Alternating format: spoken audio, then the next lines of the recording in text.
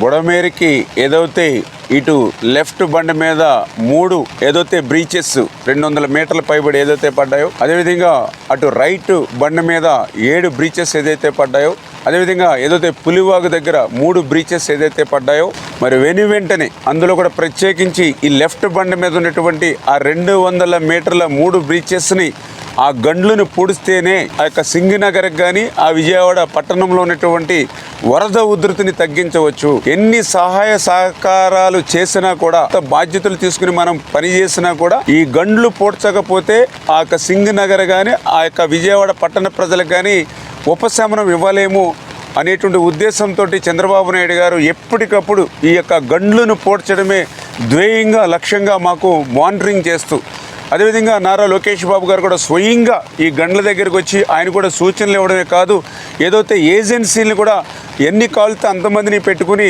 ఈ ఎంత ఎక్విప్మెంట్ కావాలంటే అంత ఎక్విప్మెంట్ కూడా ఆయన ఎప్పటికప్పుడు మాకు అందిస్తూ ప్రతి 1 అవర్ కూడా క్లోజ్ మానిటరింగ్ చేస్తూ ఉన్నారు. అందుకే ఈరోజు ఎంత వర్షం వచ్చినా, గాలి వచ్చినా కూడా దాన్ని కూడా మేము తట్టుకొని ఎదుర్కొని ఏదైతే అధికారులు కానీ అదేవిధంగా ఏజెన్సీలు కూడా వాళ్ళ యొక్క సహకారంతో ఆ బుడమేరు గండ్లను యుద్ధ ప్రాతిపదిక మీద పూర్తి చేస్తూ ఉన్నారు.